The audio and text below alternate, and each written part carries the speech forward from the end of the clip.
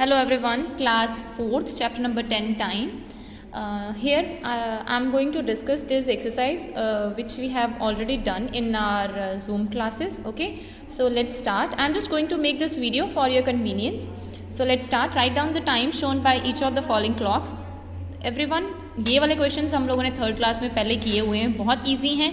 ठीक है, जैसे कि टाइम देखना है. Basically in this chapter we will discuss about the analogue watch. ठीक है, जिसमें हमारे पास नंबर्स होते हैं 1 2 3.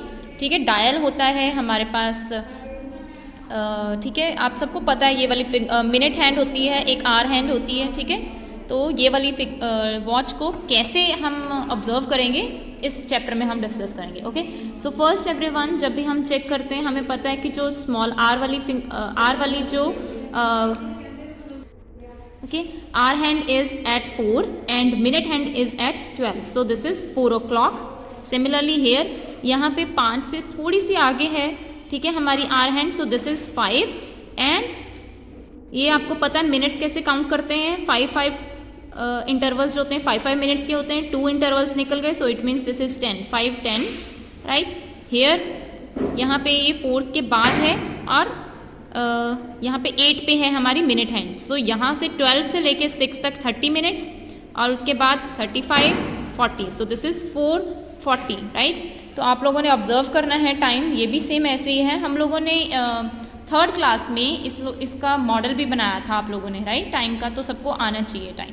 सो देस नेक्स्ट हमारे पास है fill ups. How many minutes are there in 2 hours. Everyone, 1 hour में हमारे पास 60 मिनट्स होते हैं, तो 2 आवर्स में हमारे पास हो गए 120 minutes. How many days are there in leap year. एक नॉर्मल ईयर में हमारे पास 365 डेज होते हैं और लीप ईयर में हमारे पास होते हैं 366 डेज. एक दिन ज़्यादा होता है. Which month comes after just after May. तो मई के बाद हमारे पास कौन सा मंथ आता है? June. Which month is the 9th month of the year? September. 9th month September है. So next, okay, so next exercise 10B exercise. This clock shows 20 minutes past 11. Okay everyone, now we will discuss past 11. Past 11 का मतलब होता है कि 11 के बाद 20 minutes हमारे पास हो गए हैं. ठीक है, 20 मिनट्स पास्ट 11. तो अभी हमें ये देखना है कि 12 के लिए हमारे पास कितने मिनट्स रहते हैं. 12 बजने में कितने मिनट्स रहते हैं.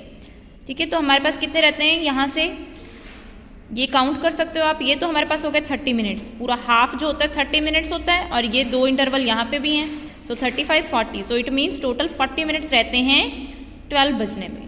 Okay, again next this clock shows 3:45. 3:45 क्या होता है? क्वार्टर मतलब होता है 15 मिनट्स को हम क्वार्टर कहते हैं. ठीक है, सो इसका मतलब ये है कि 4 बजने के लिए 15 मिनट्स पड़े हैं. तो 3 बजने में, ठीक है, this is same as minutes past 3.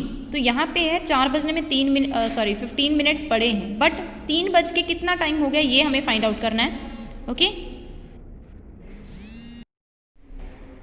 Okay everyone, इसका मतलब ये है कि क्लॉक शोज 3:45. इट मीन्स 4 बजने के लिए अभी 15 मिनट्स पड़े हैं. राइट, तो 3 बज के हमारे पास कितना टाइम हुआ ये फाइंड आउट करना है. तो 3 बज के यहाँ से लेके यहाँ तक देखो, 12 से लेके 6 तक 30 मिनट्स हो गए और यहाँ पे ये 15 मिनट्स 35 40 एंड 45. तो यहाँ पे इसका मतलब ये है कि 3 हमारे पास कितना टाइम है, 45 मिनट्स पास्ट 3.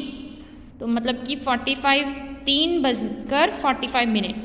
ठीक है, 45 मिनट्स पास्ट 3. 2 का मतलब होता है कि अभी टाइम होना है और पास्ट का मतलब होता है कि टाइम बीत चुका है. Okay, so next question. This clock shows 6:30. 6:30 का मतलब है 30 मिनट्स. हाफ, क्योंकि ये पूरे डायल का हाफ होता है 30 मिनट्स. ठीक है, 6:30 मतलब हमारे पास 30 मिनट्स हो गए हैं. 6:30 हैं. राइट, तो this is the time same as 30 minutes past 6. तो इट मीन्स हाफ पास्ट मतलब 30 मिनट्स. This clock shows 5:15. 5:15 मतलब, अब देखो पास्ट मैंने क्या बताया कि जो टाइम हो चुका है और क्वार्टर मतलब 15 मिनट्स. तो इसका मतलब ये है कि 15 मिनट्स पास्ट 5. 5 बज के 15 मिनट्स हो गए हैं. Right, next this clock shows 10 minutes to 9. So it means कि 10 बजने में अभी 10 मिनट्स पड़े हैं. Right, so it means this is same as 50 minutes past 8. इसका मतलब ये है कि 10 मिनट्स पास्ट टू 9 मतलब 9 बजने में अभी 10 मिनट पड़े हैं. बट 8 बज के कितना टाइम हुआ है हमारे पास, 50 मिनट्स, 50 मिनट्स पास्ट 8। अब देखो 12 से 6 तक 30 मिनट्स थे, राइट। 30 यहाँ पे हम काउंट कर सकते हैं 5-5 के इंटरवल्स, 35, 40, 45 एंड 50, 10 पर होते हैं 50 मिनट्स, तो इट मीन्स 8 बज के 50 मिनट्स हो गए हैं। Okay, so next right the time shown by each of the following clocks. Everyone this is for you, आप लोग खुद करोगे, वैसे तो बहुत ईजी है। आपको यहाँ पर ध्यान से देखो, रोमन नंबर्स में लिखा हुआ है टाइम, ये सबको पता होना चाहिए। रोमन नंबर्स 1, 2, 3, 4, 5, 6, 7, 8, 9, 10, 11 एंड 12, ठीक है। तो हमारे पास ये है 3, तो इंटरवल्स होते हैं 5-5 के, आर हैंड्स है 3 के बाद, और मिनट हैंड है हमारे पास 2 पे, तो इट मीन्स ये है 5 और 10, सो दिस इज 3:10, राइट। तो ऐसे ही ये सब आपने खुद करने हैं। Okay, so next question is draw hands of the clocks to show the time, right. तो यहाँ पे आपको हैंड्स, हमें टाइम गिवन है और हमें हैंड्स बनानी है, ठीक है। तो आगे वाली होती है आर हैंड और पीछे वाला होता है मिनट्स हैंड के लिए। सो 1, इसका मतलब ये है कि हमें 1:40 हो गए हैं, 40 मतलब हाफ से ज़्यादा टाइम हो गया है, तो इसको हम 1 के बहुत मतलब 2 से थोड़ा सा पहले बनाएंगे आर हैंड को, ठीक है। और 40 मिनट्स, अब देखो 6 पे होते हैं 30, 7 पे 35 और 8 पे 40, सो दिस इज 1:40।